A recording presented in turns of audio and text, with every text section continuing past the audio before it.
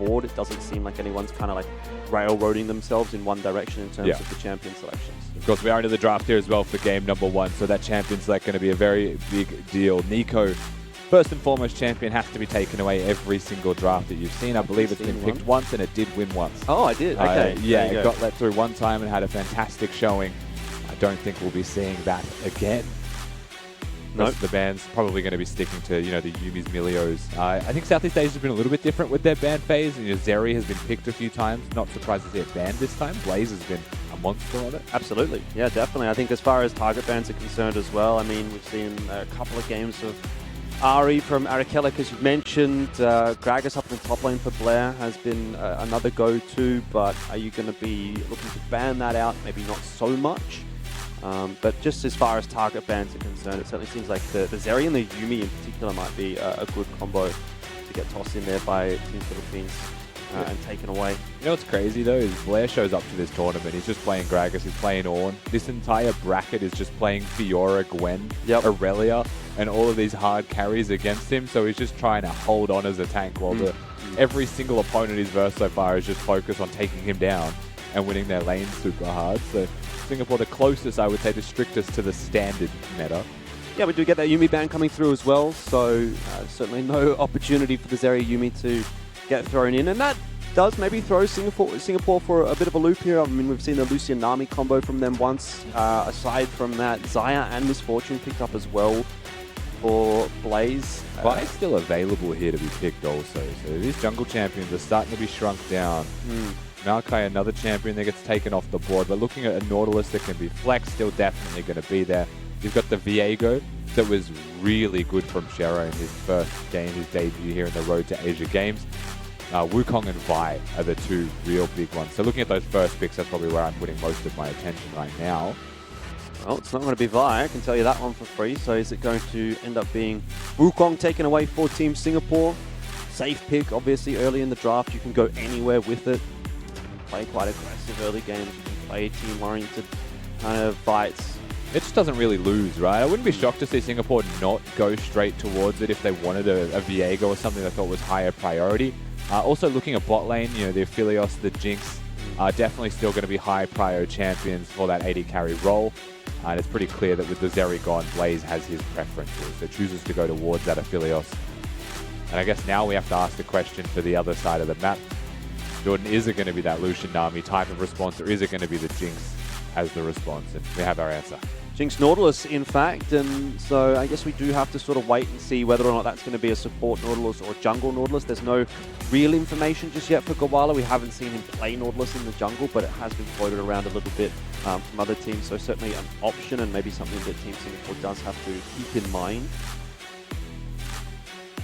Denies the potential Nautilus to be picked as well by our blue side here in Singapore. Nautilus does finally get locked in, is going to be confirmed. Singapore's chance to pick, expecting a support, expecting a jungler in their first three, unless there is some kind of absurdly high priority mid laner like an Ari that they wanted to prioritize here, in which case that is certainly possible. But it comes back to the Viego that we were highlighting before. The question is what goes with this Aphelios, or is it just the Ari? Because they could go into the 4-5 bans and try and force that Nautilus bot lane potentially. Or force it jungle by banning supports, make things a little bit more simple. But they won't. Yeah, interesting choice. Down in the bot lane, if we do get Nautilus, Jinx, and Aphelios, that is going to be quite the volatile bot lane. Hooks all over the place. And I think both teams won't be too scared of taking the fight, the skirmish particularly, if the jungler is going to be headed down in that direction. And that would be the expectation for sure. Okay, so we're going to respond with a Sejuani here. So this does confirm that it will be the Nautilus going bottom. Sejuani just going to be locked into the jungle, and a tank champion that tends to be an indicator. When you see Sejuani in your first three picks, you're expecting melee solo laners, right, to go with this composition. So this is one of those points where Gwen could be a champion. Aurelia that we've seen from the Philippines could also be another fantastic champion of choice if that's where they wanted to go. For mid lane, there's of course a limited pool of melee choices, but Sylas is something that stands out to me as well on that list. Rakan Ultimate, not a bad one to steal, but doesn't know his own matchup. Either way, the Sejuani provides really good utility and crowd control and kind of sets up the team really well for a Jinx-centric composition. Yeah, lots of mid lane bans coming through here. Annie, Ari, Gragas as well. Gax is going to be taken away from Aloit up in that top lane. He has tended to go towards the, those more carry-oriented, lane-oriented top laners rather than looking for tanks. And no surprise with this one, right? It's going to be a Fiora locked in. The thing with this red side Fiora being picked fourth is it lets Singapore pick whatever they would like into it. Yep. Instead of making them reveal a Cassante, reveal a Scion, right? And then pick the Fiora to be favorable. They put so much more emphasis on their mid laner right now. Silas to be taken away. I guess the question is to be asked, right? I spoke about these champions that are good, that are melee, that go well with the Sejuani. Yeah. I was naming primarily top laners, but they can also play mid. Yeah, so I would assume it'd be Irelia in toward mid. And yeah, Estelader's holding on to it a lot now. I think Fiora has mid matchups, but they're usually like a Galio, right? Which is like a very obviously melee, like winnable lane. Right. Silas, I'm unfamiliar with exactly how the 1v1 goes, but I would expect in a shorter lane, Silas will have a harder time, or will have an easier time rather surviving. Fiora may still be able to force control of that lane with the Grasp Scorch type of builds that we've seen from them before. I was still a very different choice here. A curveball definitely thrown in with the last pick from the Philippines.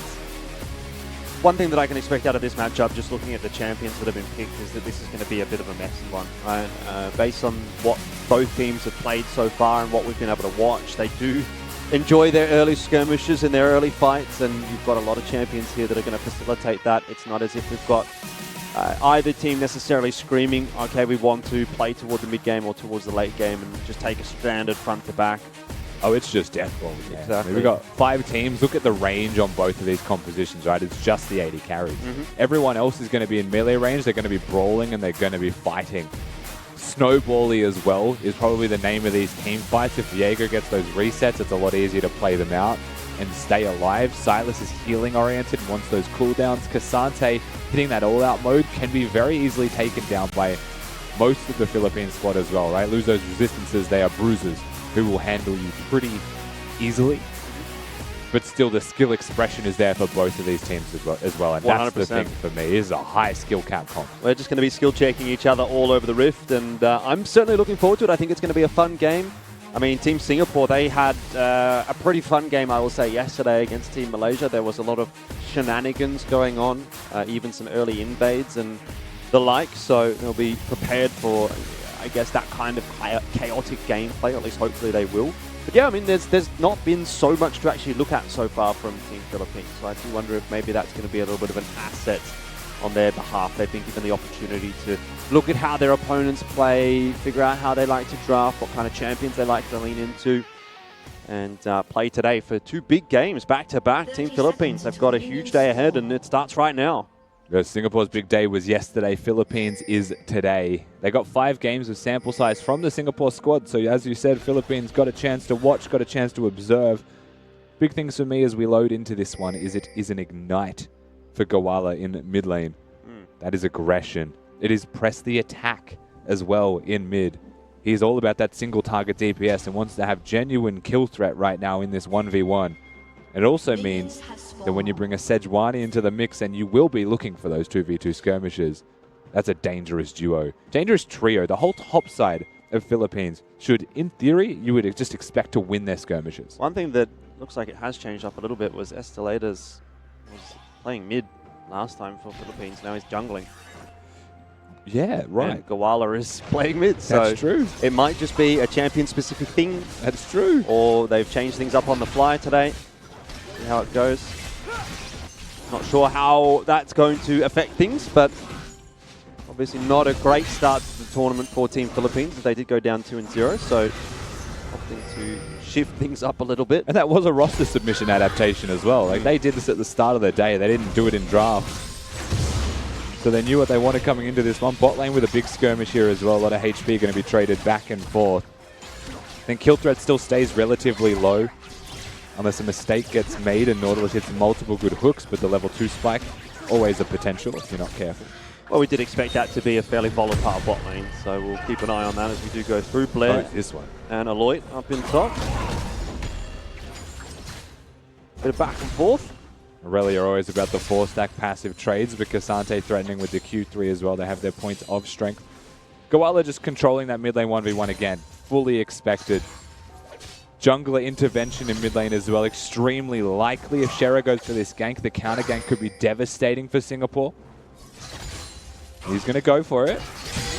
Okay, well, that's a good parry and riposte straight away coming through from Goala. That's a little bit too easy. Shera completely caught off guard, and that is not at all how you want to be starting your campaign if you're Team Singapore. Absolutely read like a book. You can see Team Singapore put 2 question mark pings right next to the Raptor camp saying, is there a ward here? They knew where you were. They knew the counter gank was the most viable strategy. Well, Arakelic is just going to try to trade a little bit back, but it is a red buff Fiora, so does have some natural sustain in this lane. Actually still high kill threat in mid lane right now. You do not want to give that shutdown over, or it could just ruin all of the efforts that you've made. Nice hook in from And Orion. he does give it over. Yeah, so it's just going to be another one of those messy games that we've seen from the Southeast Asia region. Rusty, you got Blaze trying to trade back some of that damage that came through onto Kusuo. Here comes Estelators on the Sejuani. Looking to see if he can snag. I mean, he's going to get in.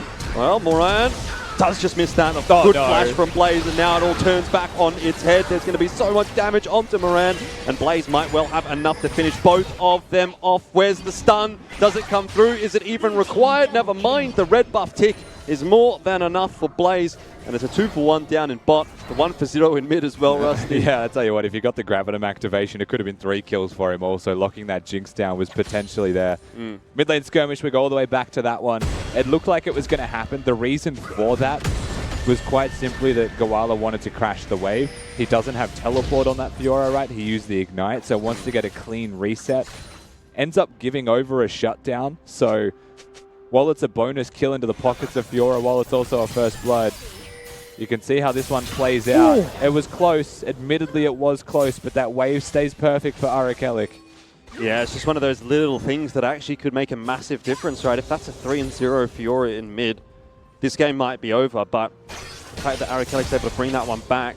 1-1 and a shutdown instead. Keeps it interesting. Bot lane, though, starting to become a little problematic, and Arakelic getting some assistance in mid right here from Shera. The combo of the CC is way too good, and down in bot, this is looking not too enjoyable for Team Philippines. Blaze, though, under pressure now as the jungler and support do arrive, and Kusuo will just have to let him die. One of those situations where you have to give your ADC up, but that's 3 kills for an Aphelios early in the game, and that's a scary sign. And commits himself to the blue weapon instead of perhaps even putting a shuriken down on the ground, so a little bit unsettled in his mechanics or his decision making. Gets punished, doesn't actually get supported by Kusuo, says you are just dead. They accept reality. Estelades and Kusuo now just going to be near the Drake, but does not want to stop him or try and even attempt to cancel. Mid lane, that is the point of focus here above all else. The fact that Goala dies once again puts Silas into this game, gives Viego some strength in this game. Top 5 to 6. Alouette 1-6 off the minions. Well, Blair already there, and Alouette having a look towards it in that direction. Here comes the ulti from Irelia, but Shera rotating their way through in that top lane might not even be required. So much tower damage taken. He just dies to the turret. I think perhaps accepts his fate once he sees the shroud come down from the Viego. The mist is there and says, okay, I'm not going to give any kind of assists over to the jungler. Congratulations on wasting your time. We look at bottom. Jacobo just too far forwards. There's no other way to frame that one. Steps up. Wouldn't be mad to see Blaze put a turret down here, especially having red-white weapons. Could sustain through and was actually getting closer and closer to kills running. He was able to switch to the white weapon after. Had all those chakrams there, but they lock him down just a bit too quickly here, Estelators and Moran. Well, as again, that skirmish continues in mid. It's a real back and forth between these two. I'd like to see things maybe slow down a little bit for Team Singapore here. I think they're in a good position. 3 kills on the Aphelios. And quite a significant wave here as well to pick up. So they are in an advantageous farm situation as well. And they actually, they could have potentially held the wave there. They are going to crash it. Top wave looking very juicy for Aloy as well. So I think the game does kind of start to, just for the moment, slow down. Ultimate's going to be a big factor, however, for these follow-up skirmishes. If you are Philippines, you don't want to slow the game down like you're seeing right now. Estelators use the Fiora, use the Aurelia. If he's not there first for these skirmishes and they're not going for 2v2s. They're level 6, Sejuani, so it's going to be hard to lock Arakelik down, but they're going to give it a crack anyway. Quick early flash. Arakelik turns it back on its head. That is not good. Gawala not expecting the stolen ultimate to come through for the Sejuani, and the Silas makes it happen, and now it's down again in the bot lane. Madness. Oh, no. Moonlight Visual does not connect, but still a favorable trade for Team Singapore. Bearing in mind, though, level 6 not yet hit by Jacobo. If he gets that Super Mega Death Rocket, Blaze is in an awkward spot. Kusuo being 6 also going to be a pretty important factor, but he's a whole level away. Shera and Estelatus going to meet at the Grom. Viego 6 to the Sejuani 5. Will ult over the wall. Ooh, Kusuo gets in there as well, but jumped right on top of the traps. That's not ideal at all. Still, Shera going to get that reset. Now this is bad news for Team Philippines. Gawala coming across to try to assist, but will be far too late. Might be able to get Shera on the way out. Shera's actually keen for the fight here. But you'd expect should be able to get out okay. That's yes. Maybe not ideal, but hey, you get back to base faster, so good strat. Classic League of Legends gameplay here. Of course, the execution for both bot laners because they don't want to give Gawala anything. That seems fair. In for a penny, in for a pound. Shera is going to survive Team Singapore, not knowing that the Fiora was indecisive and chasing the Viego, and is still, to be clear, chasing the Viego. You've never seen a man so hungry for a single kill. All right, so a little bit of an advantage for Team Philippines now that they can grab that dragon, but I'm not sure it's worth all the kills they've given over to the bot lane. No, probably not. 2.5, almost 3,000 gold lead starting to stretch. Blair also controlling this 1v1. Look back towards this bottom skirmish, and again, level 6 to level 5 is the key factor. Estelatus, not respecting the Viego that he just saw hit him prior, is going to walk next to the wall and allow the ultimate to come through. Shera just quite simply stands and delivers a triple kill. And then along came a Fiora and the journey began. Well, looking at the state of the game right now, Team Singapore well and truly ahead. You've got kills on everyone you'd like to. 3 for the Aphelios, 4 for Viego, 2 in mid as well. And even Blair's got himself one just to keep the pace up. Blair allergic to boots presently. Maybe indecisive if he wants plated steel caps or if he wants Merc treads. There's a lot of stuns in this game, but he has a physical damage opponent and auto attack based Fiora and Aurelia for scaling. I mean, to be fair, most of the damage coming from Team Philippines is actually going to be from auto attack there as well. So I can see the argument, but Rift Herald coming through here, or at least an attempt from Team Philippines. Hook will connect, but maybe not onto the target that it needed to. Arakelik is very healthy. It is Shera that will go down first, but the rotation coming through, Super Mega Death Rocket to chime in for Team Philippines helps out a little bit, but maybe not quite enough. You talked about it in the draft, Rusty. This was just going to be an absolute mess of a fight once we saw them start. And that was a ball. It was a death ball, a clump of both players, both teams. And, well, in the end, Team Singapore come out in front. Yeah, Singapore will get themselves the objective as well, right? They'll secure the Rift Herald. Blair comes out with a boatload of kills. Is now 4-0-1 with a 500 gold bounty, seemingly out of thin air. Now, the good thing here from Singapore is that Estelatus is the one who is super low, so you can see how hesitant he is to take part in these Sejuani procs from the melee champions running around him. Those stuns were few and far between. It was looking decent for the Philippines team for a moment there, but then along came Blair. Everything changed in the blink of an eye. They secured that objective through all of it. And the Cassante gets to go all out. Great little knock-up from Kusuo in the middle of that as well. There's a couple of members. W from Rakan. 4 members bottom. Nautilus ult. Kusuo's just going to eat that knock-up as well. And that more or less secures him as a player that's probably a dead man walking alongside Blaze. Blaze definitely done. Can Kusuo survive? Not quite. I think there was definitely an angle where if he would have just run Rusty, he might have gotten away, but in the end, went down with the ship. Yeah, Kusuo just puts himself in front of the Nautilus ultimate. Doesn't get a chance to block the hook because he got himself knocked up by that depth charge. Not exactly the way to protect your AD carry, kind of just went Titanic mode instead. The bot lane will fall, perhaps just not expecting the pace that they're playing. And speaking of... Well, Estelatus does certainly need to be a little careful there. Gets out it okay. Evan Frost picked up for Arakelik on that Silas, and so just an extra bit of crowd control to come through from him. not something that Team Philippines would enjoy, having a couple of melee carries. At this point in the game, the Silas, is still relatively strong. The Cassante is as large as he is, and it's the Viego. We'll hold the conversation. Never mind. We can just walk this one out. Glacial Prison just going a little awry, and Arakelek wants to stick around. He knows Shera and Kusuo are on the way up. He feels as though he has the sustain to survive, and, well, doesn't quite, but ultimately it's going to be a 1-for-1 and maybe even a 2-for-1 as Shera on the chase does catch Gawala. Overall, good little bait there from Arakelek. And they work their way down to bottom. Jacobo has to expect something is wrong. That ward confirms it, but nowhere to go anymore. Yeah, dive is in, and there is really nothing to do for Jacobo here. That is the freest kill you're going to see for Shera, who continues to snowball. 7-2-2 now.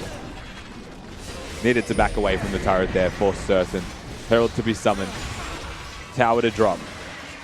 Singapore certainly running away with this game now. The 4,000 gold is not reflective of their actual strength. And remember, when these compositions go head-to-head, it will be a bloodbath. So if it's 8 melee characters that are going to meet on Summoner's Rift, and one of them is a 4-0 Cassante, another one is a 7-2 Viego, I think they're going to be a little bit stronger from here on out composition. Honestly, kind of get the feeling that Blair could 2v1 this top lane right now, but he's not going to need to, because Arakelek has rotated up from mid. Aloy is stuck out in no man's land, dashing around that creep wave, can't survive. And Escalators will hope to hold on to this tower solo, but definitely in danger of getting dove. The type of player would have liked from Escalators about 5 levels earlier, as Arakelek is still hunting, still searching to see if he can get that follow-up on the Sejuani, but he's going to be dissuaded just by the distance that he would need to continue to cover mid lane. Gawala, aggressive man. Okay, that hasn't gone too well for Kusuo, one of the few remaining champions that might be killable for Team Philippines right now, because everyone else is just so fed. Oh! Shera tries to throw a hook in there, but won't connect. He's big enough, that probably would have worked too. Tanky build, Divine Sundra working towards the Black Cleaver. He's going to find 2 of them here. They have just missed. Yeah, Glacial Prison not connecting, a bit of a problem. Shera dancing around, survives long enough to get 1 kill. Will eventually fall. The trade, though, is going to be more than favorable for Team Singapore. Blaze is more than capable of finishing that off, but this will make a death rocket, not connecting, and so that'll be mid tower down as well for Team Philippines to continue to compound the issues. Yeah, blocked by Arakelek there. Once again looking for these skirmishes. Blaze is keen for it, isn't he? He's very low on HP, but he knows that that hook is not available right now. Moonlight Visual, not quite going far enough. Respectable. Respectable. Just chucks that one out there. Yeah, you got to give it a crack, right? You miss every shot you don't take, and when you're in this kind of a position, I think you can display some for-fun gameplay. How are they going to play this one out if your Philippines Moran isn't tanking or blocking anymore? He's staying in melee range. Jinx ultimate. There you go. The goalkeeper does defend his goal. Yeah, Arakelek certainly was looking for it. I mean, only the 1 dragon so far in 15 minutes. It's kind of been completely ignored in all of this team fighting. Hasn't it? Objective's not really the game plan here for either team. The objectives are kills. Yeah. Once again, the skirmish-oriented style of Philippines has been weathered. They kind of went for these fights with a few too many people there, it felt like. A little bit of individual mistakes after so many good moments as well. Come back to haunt them. You see this one more time. The Sejuani ultimate unfortunately does just go wide. No prisons to be found. Yeah. The follow-ups there from the rest of the team. And it's just that simple. Aloy gets close to getting this kill, closer than he has any right getting, it feels like. But gets crit and ultimately falls as here we go again. What's going on? There's 3 players up here running away from 1. Arakelek, he's just chatting it. It's not even the fed one. No, they're just so scared of him. And Kusuo is soloing the Rift Herald right now, though. 1v1 of a lifetime. Blaze is coming along. And Shera's there as well, so that'll be an easy Rift Herald pickup for Team Singapore. And that might be actually enough to break the base if they can... Ooh. Did I get stolen? No. Okay. If they can win themselves another fight, you know, Rift Herald right here, it can potentially pick an end here for sure. Yeah, I mean, there's a lot of space here to use this Rift Herald in a very aggressive way. Top lane Sejuani seems like just going to die. Maybe survives, actually. Enough crowd control. Yeah. Aloy is here. So is Moran. But note that the Herald can be summoned at any time, right? If that was a Sejuani kill, suddenly it could be 3 turrets top lane. They're not going to go for this, are they? Depth charge does go in onto Arakelic. Moran certainly wants it. Tower is still available. Rift Herald will finish that off in just a moment. Blaze is there. Doesn't quite manage to land the Moonlight Vigil, or certainly didn't do enough with it. Blair, though, on the other hand, charging his way forward. Lloyd surviving by the skin of his teeth, but I don't think that's going to happen for too long. The rest of the chase is in. Jacobo knocked up by the W from Rakan. Easy as you like. Sherak goes over the wall. Keeps looking for more. Herald summoned, still is charging 460 HP on it, but no one to stop it. Means they are going to look for this 3 turret push and break the base. Or can he get another charge? I reckon he can. I'm not sure that Moran or Escalators can cancel that. There's the Facial Prison coming out. What about another charge? Maybe we just finish the game right here if we get lucky, but doesn't look like that's going to be the case for Team Singapore. Oh, but such a big charge. And that will surely be a Nexus turret down. Fiora's not here. Team Singapore do not want to stop fighting at all. They've recognized the same thing you have. They know this is a 4-on-5 up in the base. Super Mega Death Rocket nicely blocked in the end there by Blaze, which is not normally what you'd want to be saying. But we're looking at the angle. That is for sure. Team Singapore, they just don't know how to say no to a fight. Once again, they're diving in on top of everyone. Team Singapore are running through Team Philippines right now. There is just nothing to be done as Super Mega Death Rocket from Arakelic, and that might just be the game. They're hitting the Nexus Tower. Estelators has respawned. There's a teleport onto the creep to kind of try and save some HP. This is an absolute mess. The Nexus is now open. It's a 4-on-1. There's nothing the Sejuani can do. And if you've ever seen a messier game toward the end, I would be surprised. But that is Team Singapore.